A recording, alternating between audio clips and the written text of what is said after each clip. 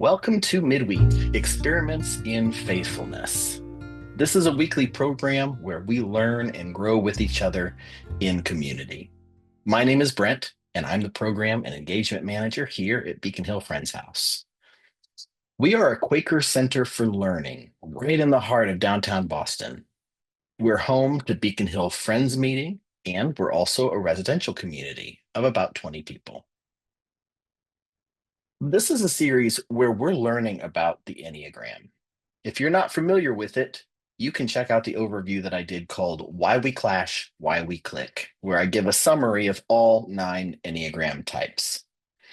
Since then, every 2 weeks, we've been taking a closer look at one Enneagram type at a time, looking at exactly what makes each one amazing, unique, and absolutely crucial in the world.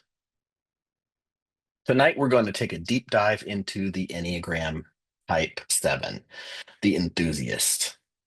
Type 7s are fueled by a deep desire to experience joy, avoid pain, and keep their options open. But what's really going on beneath the surface? Whether you're a Type 7 yourself, love someone who is, or just want to better understand this unique personality type, this session will leave you with insights and tools to appreciate their perspective and support their journey. The Enneagram Type 7.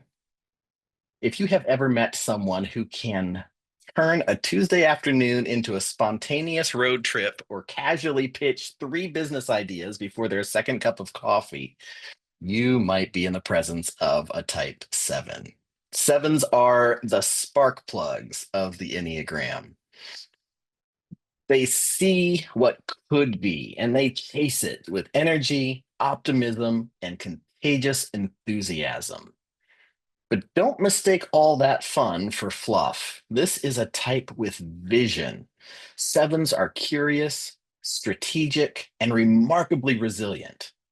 They're idea generators, experience collectors, and storytellers who know how to find meaning in motion and delight in the unexpected. At their best, sevens don't just dream big, they invite others into their vision. They lift the mood, expand the options, and remind us that there's always more to explore. Today, we're diving into the mind and heart of the enthusiast. We'll explore what motivates them, how they connect with others, and the magic that they bring when they show up fully alive, fully engaged, and fully present. Now, you don't have to be bubbly or outgoing or adventurous to see yourself in a 7. You just have to recognize the part of you that longs to feel free, fulfilled, and awake to life's possibilities. So let's begin our journey with the visionary, the improviser, the joy seeker, the eternal optimist, the Enneagram Type 7. Sevens think fast, they pivot fast, and they leap into new possibilities like their lives depend on it, because sometimes it feels like they do. The 7 is the type that sees life as a buffet of beauty and experience. And when they're grounded, they're not just tasting everything, they're savoring it. They learn how to slow down and tune in and let their full emotional range breathe. In their growth, they learn that the freedom that they crave isn't out there in the next adventure. It can be right here. It's in being able to sit with themselves, pain included, and know that they'll survive it. They're not just chasing pleasure just for fun. They're running from something deeper. Perhaps it's boredom or pain or feeling trapped, or maybe even being swallowed by disappointment. And instead of just sitting still and letting all that grief catch up, sevens like to fill the room with ideas and jokes and stories. They have a mental escape route for every occasion. Options give them oxygen, possibilities give them hope. When the 7 makes peace with presence, it's magic. And their joy stops being a distraction and starts being a true gift. So let's admit it, we all have a few quirks, and the Type 7 definitely has their share. The default setting for the 7 is too much. Sure, they know how to enjoy life in moderation, but why would they want to do something like that? Type 7s are always planning the next adventure, the next party, the next trip, or perhaps the next new gadget. Sevens can crush five chores, binge two podcasts, and curate a playlist before you've even finished making coffee. They are the masters of the spontaneous treat, the last minute splurge, the I need this in three colors life philosophy. They'll call luxury an investment in joy and insist that their calendar is under control, even when it looks like a game of Jenga, built out of brunch dates and hobby phases and half finished projects and good intentions. And when a 7 says, I'll circle back to that, yeah, the 7 is bored. And circling back is probably not actually on the agenda. They live like life is a choose your own adventure because to a 7, it really is. And if you tag along, don't be surprised if every day turns out to be the best day ever. At their core, 7s are driven by one thing freedom, or at least the desire to feel free. Free from the boredom, free from the pain, free from anything that feels like it might trap them in place or steal their spark. They need options like they need oxygen. A blocked calendar is suffocating, but a spontaneous change of plans can be thrilling for a 7. They don't just want happiness, they want limitless happiness. The kind that comes with new experiences and fresh ideas and the wide open road of possibility. 7s as people are magnetic. They're full of momentum, creativity, and contagious energy. They're the ones brainstorming bold ideas and hyping up the group and turning every plan into a potential memory. More than anything, they want to feel alive. They are deeply wired to keep moving toward joy and away from pain.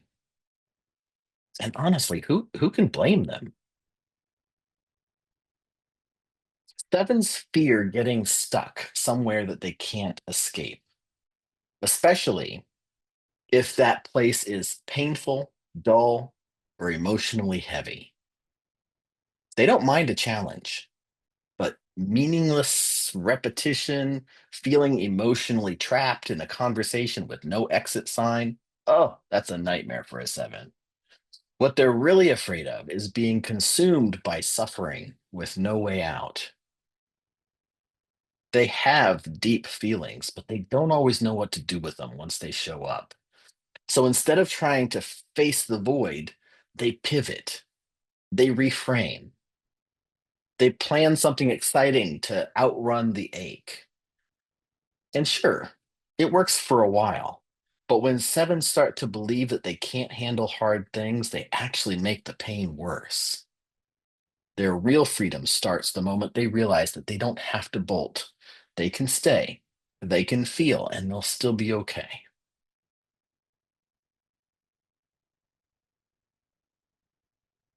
So let's look at some of the strengths and challenges of a Type 7. 7s bring a kind of energy that's hard to miss. They're creative, upbeat, and quick on their feet. When a situation feels heavy or stuck, a 7 can drop in with one good idea and suddenly the whole room feels lighter.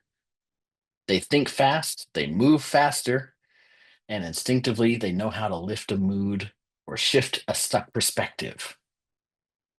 Their optimism isn't naive, it's simply who they are at their core, and it makes them the kind of person that others look to when things get rough.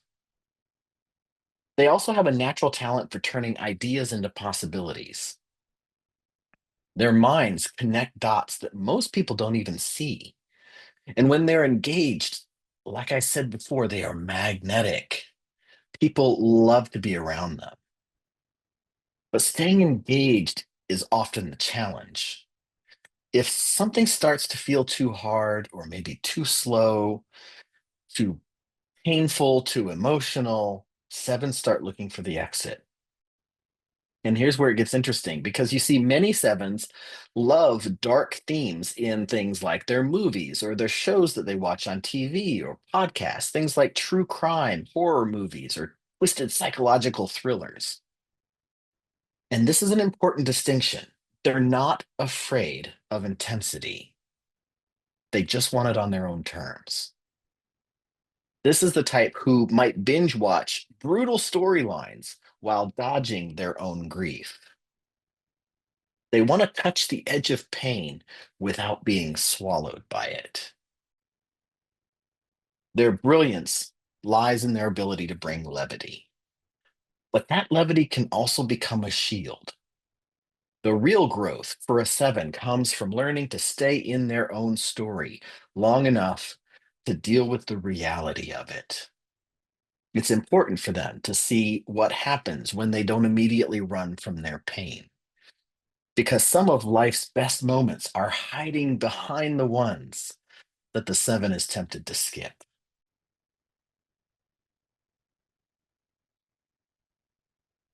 Sevens in love. When it comes to love, type seven brings energy, creativity, and a deep desire to share joy.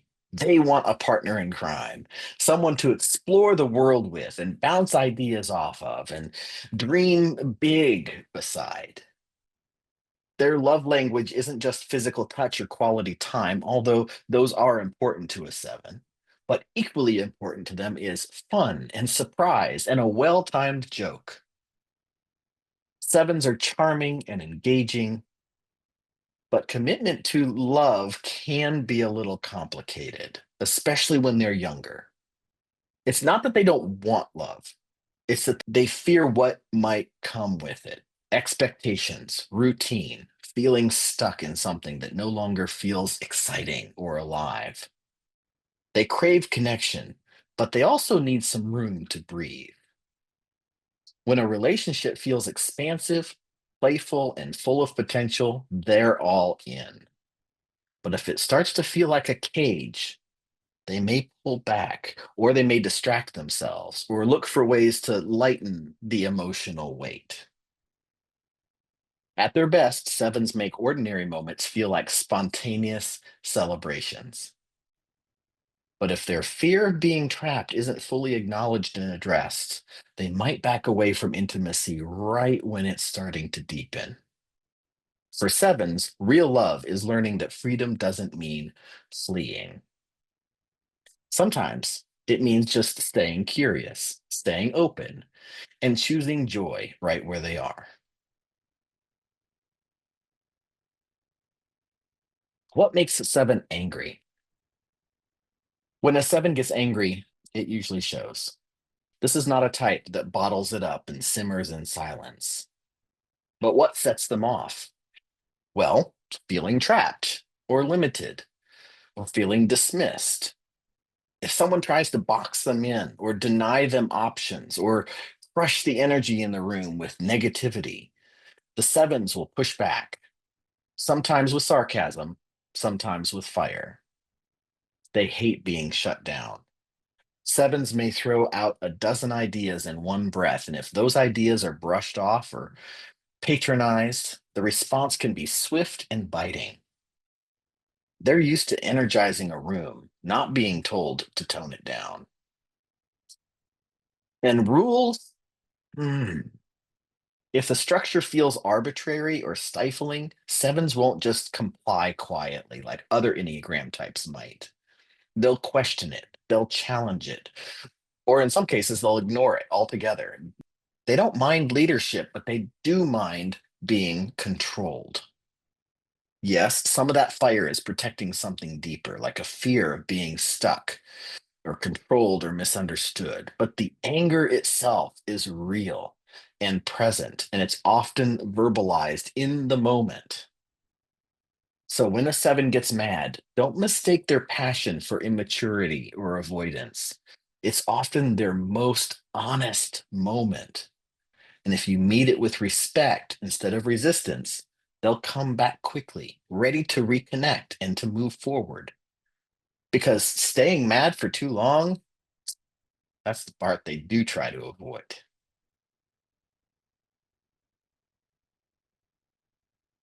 So, what do they do when they're angry? Well, sevens don't like being angry because it's messy and it's uncomfortable, and it pulls them into emotional territory that they'd rather avoid.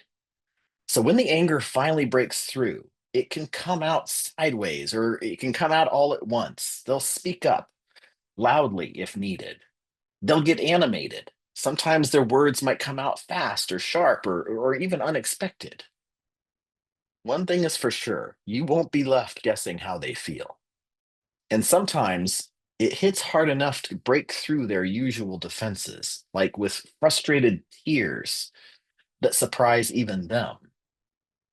For many sevens, especially those with a strong eight wing, crying when they're angry feels vulnerable in the worst possible way, and they hate it.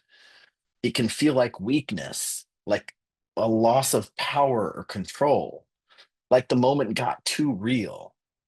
They may get embarrassed, shut down, or even lash out even more just to cover it up. Other times, they'll go quiet, not because they don't have something to say, but because saying it would mean staying in the discomfort longer than they want to. Anger isn't fun, and talking about it feels like swimming in the deep end without a life jacket. So instead, they might stall or ghost someone or pretend that nothing even happened. Maybe they'll reframe the moment, make it about something else. If they feel trapped or misunderstood, they can snap quickly and recover somewhat slowly. And it's not so much about holding a grudge, it's more about sorting through a mess of feelings that they don't have language for yet. When sevens are angry, they don't need to be dragged into confrontation. Sometimes they just need some space to feel their feelings and figure out how to put them into words. They need someone who can stay present while they work through the storm without pushing them to talk about it or to rush past it or to repackage it into something lighter because they're supposed to be happy. Let them feel it and package it, and they'll come back clearer and more connected. So, why does this happen for a seven? When sevens get angry, sometimes they explode or sometimes they evacuate. They're wired to survive emotional discomfort by finding the fastest way out of it. Anger feels sticky. Confrontation can feel claustrophobic. And if they're not sure that there's a clean way through it, they'll pull the ripcord and bail, mentally, emotionally, or even physically. It's like carrying a parachute everywhere, just in case things get too intense or too serious, or in some cases, too dark. And when the tension rises, they are already scanning for the exit. They're not scared of you. They're scared of getting stuck in something that they can't shift. Even the silence and the ghosting and the reframing, that's part of the self preservation strategy to stay ahead of the wave of emotions that feel like they might drown them. But here's the thing, when sevens start to realize that they can ride that wave instead of outrunning it, they discover they don't need the parachute quite as often. They can stay, they can speak, they can feel. They're not stuck in a box here. They can still find their way back to joy. That's what real freedom looks like for them. Knowing that pain doesn't get to own you. All right. So now that we've looked at anger, let's look at joy. For sevens, joy is oxygen, as we've said. It's not just something that they want, it's something that they need in order to feel like themselves. They light up when there's something new to taste or try or imagine or explore. road trip with no set agenda, maybe, or a conversation that jumps from deep thoughts to silly jokes unpredictably. Maybe a spontaneous dance party, even if it's just a party of one. A day that feels wide open with possibility. They come alive in moments that feel expansive, when they're free to be spontaneous and expressive and a little bit wild. Joy doesn't have to be loud for a seven, but it does have to feel real and authentic. It has to feel like there's room to breathe. They love it when people see and appreciate their creativity and curiosity. Being admired for their energy and ideas feels like someone's finally speaking their love language. And more than anything, they find joy in the space to follow the shiny objects that intrigue and fascinate them, to let inspiration lead without needing to explain or justify every leap. Give a seven freedom and possibility and just enough magic, and they'll create joy without even realizing they're doing it. And honestly, the world could use a little more of what they bring. So, what is a seven like at work? Well, it depends on what they're doing. But as a general rule, at work, type sevens are visionaries. They don't just think outside the box, they forget the box exists and they pitch you five new prototypes all before lunch. They're creative, optimistic, and they're a lot of fun to work with. When the mood is low, they bring energy. When the team gets stuck, the seven brings ideas. They love dreaming big and they help other people on the team do the same. But let's be real, they don't thrive in cubicles. They need variety and autonomy and a little breathing room for wild ideas. If you micromanage a seven, you'll watch their enthusiasm drain. Give them the freedom to get curious and explore, and they become unstoppable.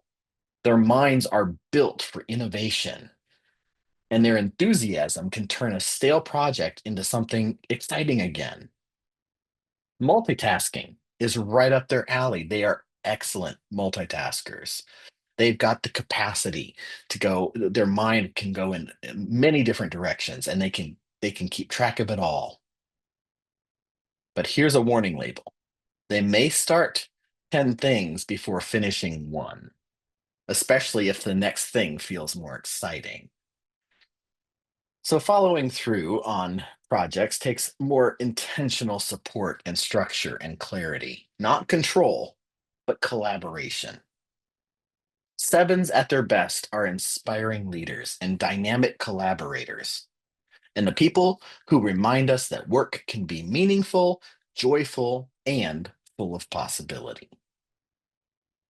Don't expect them to enjoy status reports because by the time that report gets written, they've already moved on to the next idea.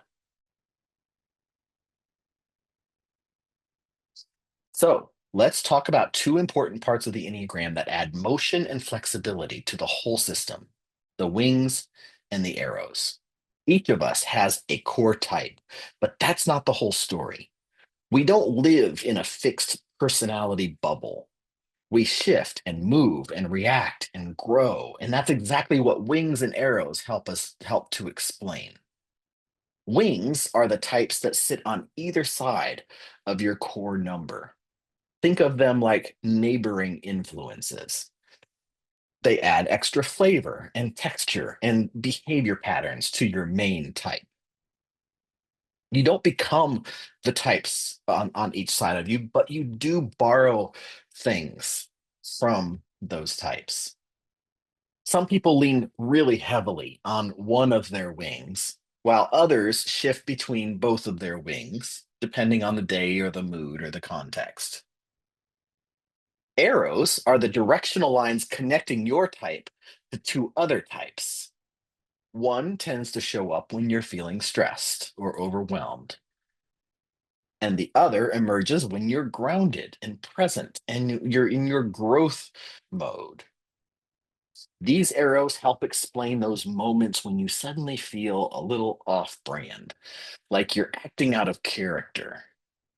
Trust me, you're not broken. You are in motion. Understanding wings and arrows lets us stop treating the Enneagram like a static label.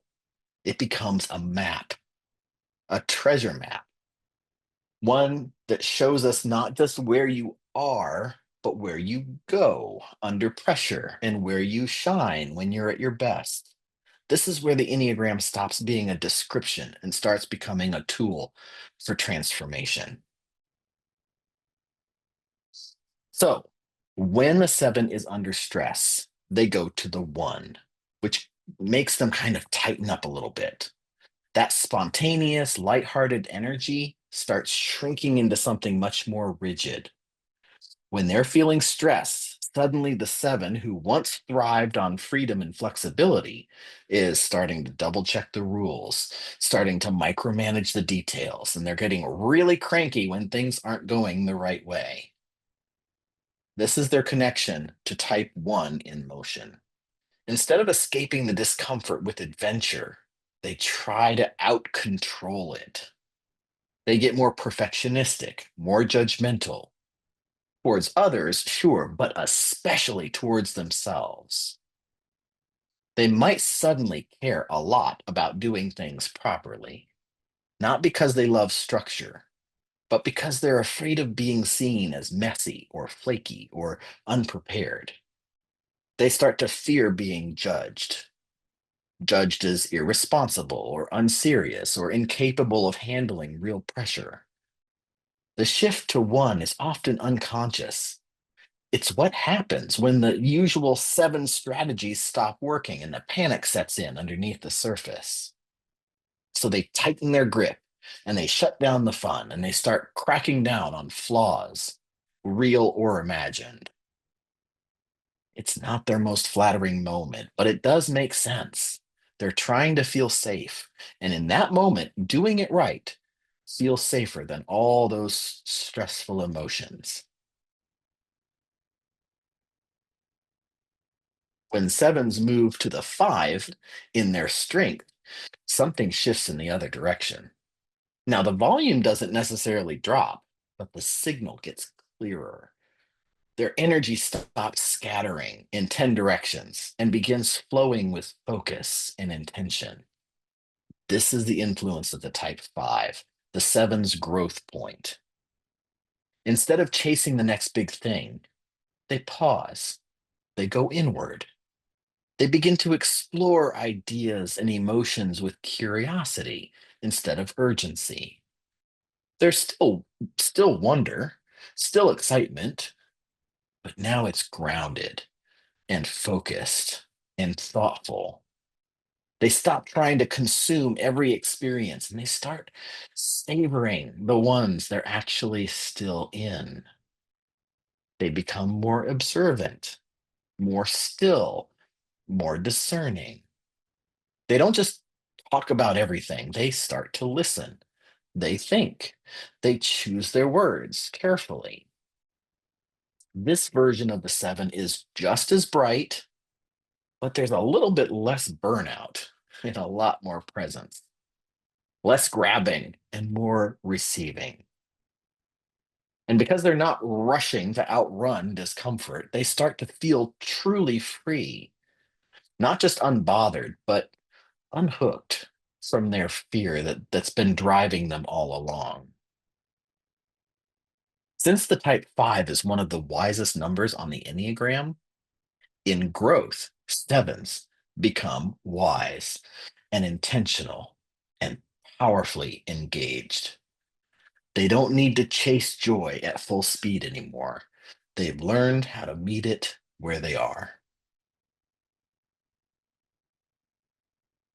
Now let's look at the wings. We have the seven with a six wing and a seven with an eight wing. The seven with a six wing brings a blend of boldness and caution, freedom and connection. Think of it like having your foot on the gas with your hand checking the seatbelt. The seven is charming and enthusiastic and highly people oriented. They love to engage, entertain, and uplift the group, but they're also scanning for cues. People like this idea? Is the vibe okay? Are we good? That six wing adds a layer of loyalty in planning. This version of seven doesn't just fly by the seat of their pants, they actually think ahead more. They build backup plans for the fun that they're planning. And they tend to be a little bit more risk aware than other sevens. They crave connection and they want to be seen as likable and fun and reliable. They're still novelty seekers, but they want reassurance that their community will come with them. And anxiety, that anxiety of the six, plays a quiet background role here. This version of seven may seem confident and social on the outside, but on the inside, underneath, there's often a low hum of uncertainty. They might second guess their gut decisions, replay conversations in their head, or hesitate before jumping into something that feels maybe a little too risky. And because they're people oriented and attuned to group dynamics, they may overcommit, not out of pure enthusiasm, but because they want to be liked and needed and seen as dependable. That yes might be driven just as much by relational anxiety as it is by excitement. So while they still carry the classic seven spark, it's tempered by a desire for safety and reassurance and approval. The seven with the six wings still wants to run wild, but wants to know that they're not running recklessly or running alone. Then we have that seven with an eight wing. Now, the seven with an eight wing is pure firecracker energy. This is the version of seven that rolls up their sleeves and says, let's make something happen, not just for themselves, but for the people and the causes that they care about. They are assertive, they're confident, and they're not afraid to take charge. The eight wing brings extra boldness and a strong sense of autonomy and a drive to protect what matters. This seven doesn't just chase fun, they chase impact. They're often drawn to advocacy, especially when they see injustice or wasted potential. They speak up, they rally support, and they push for change. Not because it's trendy, but because they can't stand sitting on the sidelines. They're also highly competitive, but in a way that still feels like a party.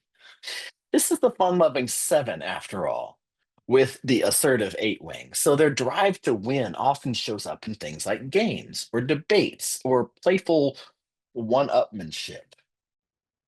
They want to be the best, but they also want everyone to have a good time while they do it. Unlike the more intense strategic energy of a core eight, this version of competitiveness is fueled by enthusiasm and charm and a love of shared adrenaline. The seven with the eight wing is a little less anxious than the six winged version and way less likely to seek permission.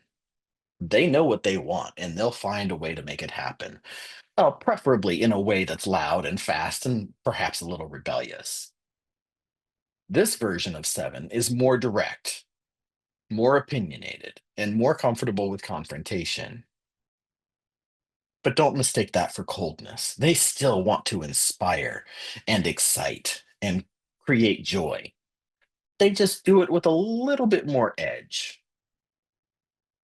Freedom is non negotiable for this seven, but so is control, which means that in many ways, they don't want to follow the rules. They might even want to rewrite them. They're passionate, magnetic, and fiercely independent.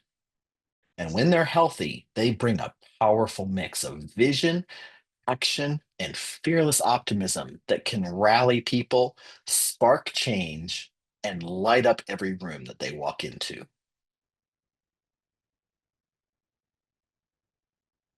All right, so now let's take a brief look at the subtypes. Every Enneagram type has three instinctual variants. There's a self-preservation variant, a social, and a sexual. And each one gives us a different flavor of that core type. These aren't side categories, they shift how that type behaves in real life. So let's start with the self preservation seven. Their motto is I must stay happy by managing my own needs. This is the seven who's seeking comfort and pleasure, but in a more grounded, routine driven way. They might still love fun, but they're also into cozy rituals and good food and making sure the basics are covered. Think of this one as kind of like the happy homemaker of the seven world. They want joy, but they want it in a space that feels safe and settled. Then there's the social seven. Their motto is I must stay happy by inspiring the group. Excuse me. This one is all about inspiration. They're idealists. They don't just want a fun life, they want a meaningful life. These sevens tend to channel their energy into groups and causes and movements or big ideas. They're the storytellers, the visionaries, the ones rallying people around something exciting and future focused. And finally, the sexual or the one to one seven. Their motto is I must stay happy through intensity and fusion. This is the most intense, the most charged version of the type seven. They crave connection that feels electric. Whether it's a person, a project, or an experience, they want to merge with it. They push boundaries, chase chemistry, and use intimacy to feel fully alive. There's an edge here, a kind of emotional hunger that's louder than the other two. All three subtypes want the same thing at their core to stay free, happy, and unburdened. But they just go after it in different ways. Understanding your subtype adds a whole new layer of clarity. It shows how you move through the world and what specific kind of joy you're actually chasing. No matter what Enneagram type you identify with, you carry all nine types inside of you. The Enneagram isn't about putting you in a box, it's about showing you the full range of the human experience. And type 7 is part of that range. So whether you identify with it strongly or not at all, take a moment to explore where this energy might be living inside of you. When have you distracted yourself with fun or fantasy just to avoid sitting with something that felt uncomfortable? When have you chased something new, not because it was aligned with your goals, but because staying where you were felt too constricting? When have you turned a serious moment into a joke because the truth felt too raw to say out loud? When have you pulled away from a person or a plan, not because it was wrong, but because it stopped feeling exciting? And where in your life could you slow down, stay with the moment, and let joy come from presence, not motion? This isn't about calling yourself out. It's about calling yourself back, back to your center, back to the part of you that knows you don't have to keep moving to be free. The seven in all of us reminds us that joy is real and the possibilities are endless. Sometimes the magic is already here. We just have to stay long enough to notice it.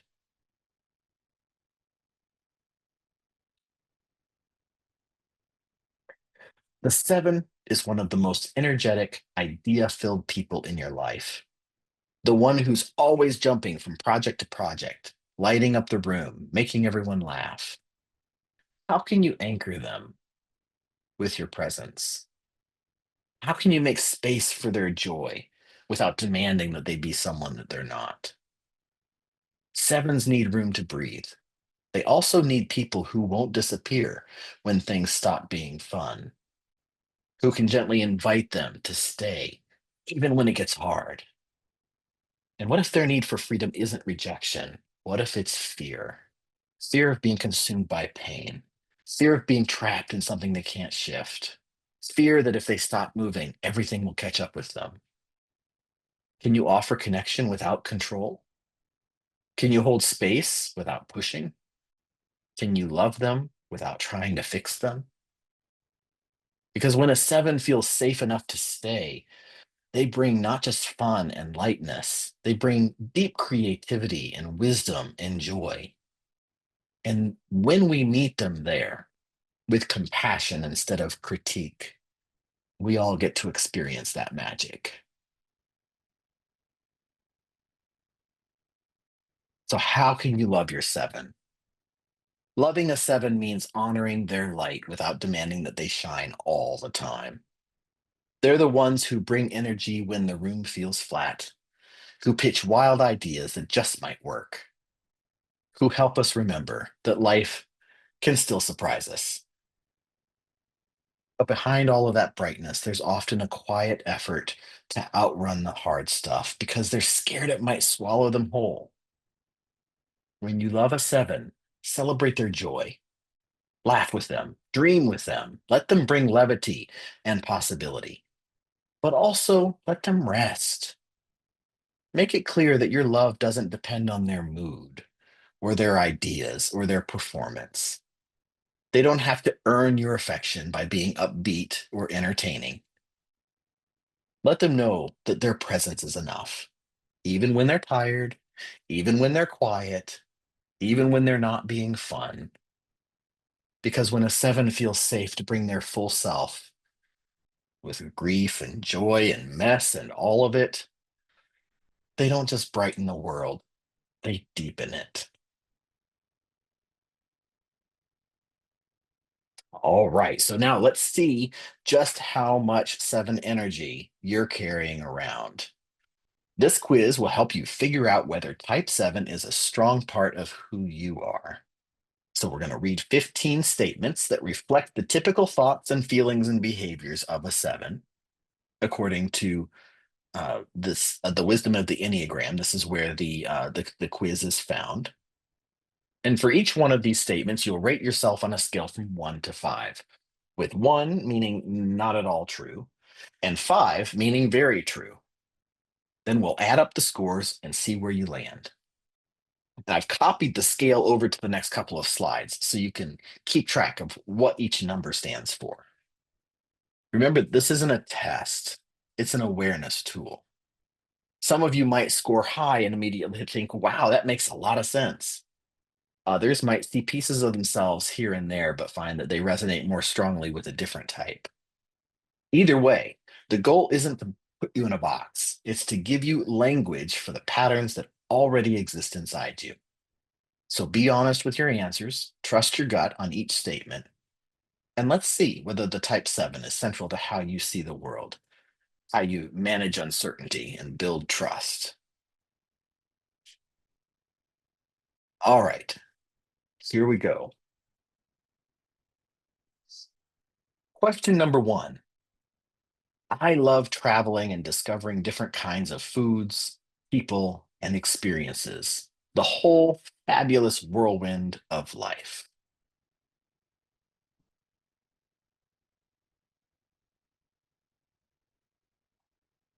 Number 2, my calendar is usually full. I like to keep it that way. No grass is going to grow under my feet.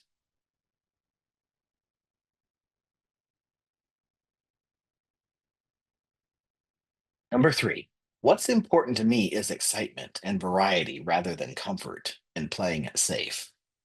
Although I'll take my comforts wherever I can find them.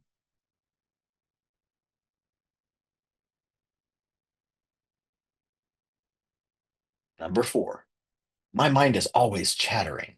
Sometimes it feels like I'm thinking about 10 things at once.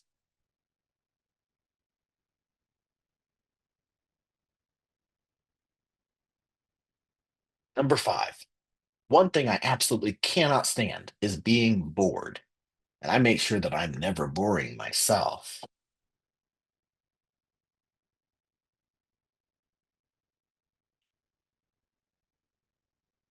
Number six, I'm pretty committed when I'm in a relationship, but when it's over, I don't sweat it too much.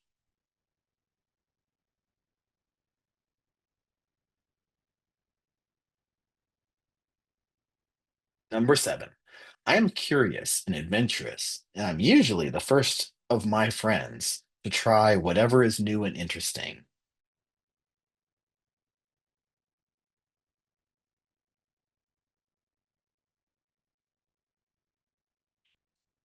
Number eight, when I no longer enjoy doing something, I usually stop doing it.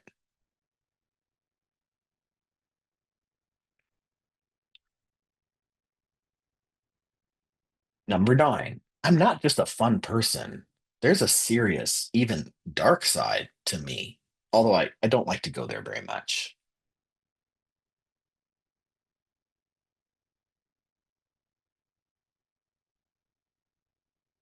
Number 10, I'm good at the big picture, but not so much the little details. It's more enjoyable for me to brainstorm a lot of new ideas than to get involved with implementing them.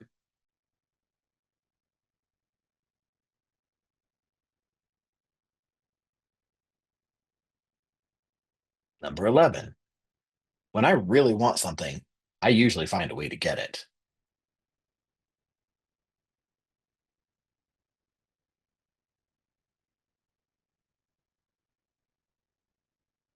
Number 12, things get me down once in a while, but I quickly pop back up again.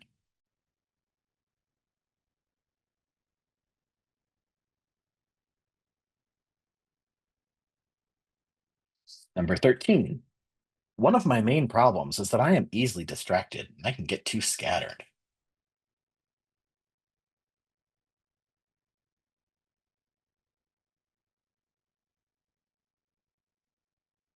Number 14, I tend to spend more money than I probably should.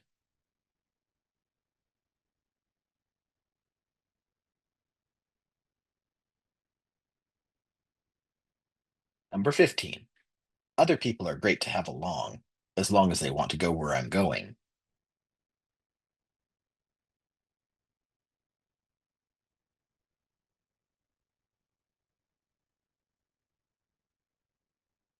All right.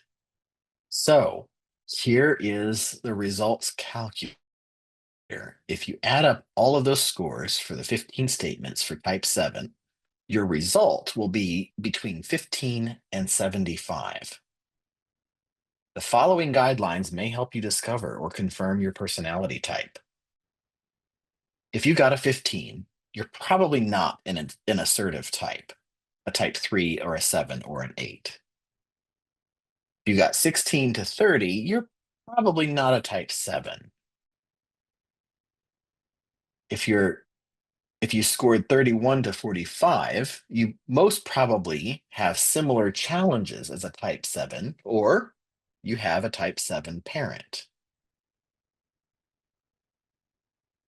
46 to 60, you most likely have a 7 component, which means you are a 7 or you go to the 7 in your stress or strength, or you have a 7 on your wing.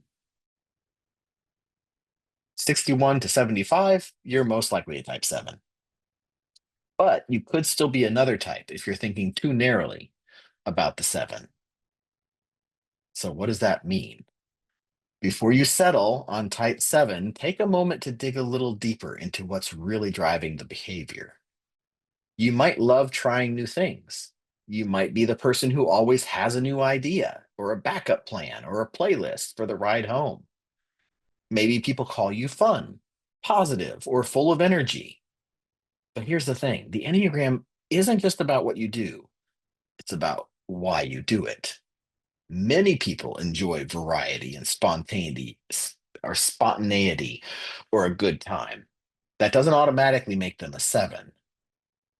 At its core, 7 energy is about avoiding pain, especially emotional pain. It's the drive to stay free, unburdened, and in motion, because standing still might mean having to face discomfort, sadness, or inner emptiness. The core fear of the 7 isn't boredom, it's being trapped. trapped in limitation, in grief, in a life that feels like it's closing in. So if you scored high on the quiz, that's worth exploring. But ask yourself, am I chasing pleasure because it excites me or because I'm trying to outrun something heavier? Do I avoid hard feelings by reframing them or distracting myself? Do I secretly fear that if I stop moving, I'll get stuck in something I can't handle? Being joyful doesn't automatically mean you're a seven. And avoiding pain doesn't make you shallow, it makes you human. The point isn't to rush into a type that sounds exciting, it's to pause, get curious, and keep listening. The truth of your type won't necessarily shout, it may echo. Let it find you. Sevens are bright and energetic and possibility driven, which can make them easy to misidentify, especially if we confuse surface level excitement with deeper motivation. So let's just take a look at how sevens might mistype as other types. Sevens often mistype as twos, especially if they're highly relational, upbeat, and focused on making others feel good. But the motivation is where they split. Twos are driven by a need to be needed and loved. Sevens are driven by a need to stay free and emotionally unburdened. The two says, I want to be close and connected and indispensable. The seven says, I want to stay light and open and untrapped. Sevens may also mistype as fours, especially if they're emotionally intense, creative, or idealistic. But here's the core difference: fours move toward pain to find meaning, sevens move away from pain to preserve joy. A four says, let me feel this fully. A seven says, let me pivot to something better. And some sevens might mistype as threes, especially if they're success oriented, image aware, and highly motivated. But again, the driver is what matters. Threes are driven by achievement and external validation. Sevens are driven by stimulation and internal freedom. A three says, I need to win. A seven says, I need to feel alive. There are also a few types that tend to misidentify themselves as sevens, like the nines and the threes and the twos, to be exact. A fun loving nine may think they're a seven because they resist conflict and love ease, but they're motivated by comfort and peace, not freedom and stimulation. A charming, adaptable three might believe they're a seven because they move fast and they know how to work a room. They're chasing success, not running from inner pain. And a high energy two might feel like a seven because they're outgoing and affectionate. But underneath, they're driven by relational dependency, not a need to avoid emotional limitation. So if you scored high for a seven, ask yourself, am I chasing newness because I love the thrill? Or am I avoiding something heavier that I don't want to sit with? Is my joy rooted in presence, or is it a strategy to stay ahead of discomfort? Because sevens aren't just fun or scattered or spontaneous. They're navigating life with one burning need. How do I stay free, unburdened, and in motion so that I never have to feel stuck or small? That's the real question. And the answer will take you deeper than any surface label ever could. And now, the moment you've all been waiting for: Type Seven's greatest hits in creative rebranding. This is a love letter to that signature seven magic, the art of taking hard things and reimagining them so that they're bearable and manageable, or at least more interesting. You didn't forget something, you left room for serendipity. That decision you changed, it wasn't a flip flop, it was a strategic upgrade. And know that failure wasn't the end of the story, it was just the setup for a killer comeback scene. You're not scattered, you're just refusing to limit yourself to one possibility when there are so many delicious ones to explore. And when the feelings hit a little too hard, that's not avoidance. It's cross training for emotional stamina. Thank you very much. Even the most painful endings, sevens will call it a plot twist and take a breath and start the next chapter.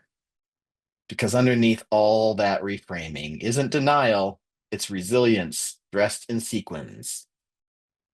So, whether you're a seven or just someone trying to outrun your own discomfort, may you always find the reframe that keeps you moving and the courage to pause when it really counts.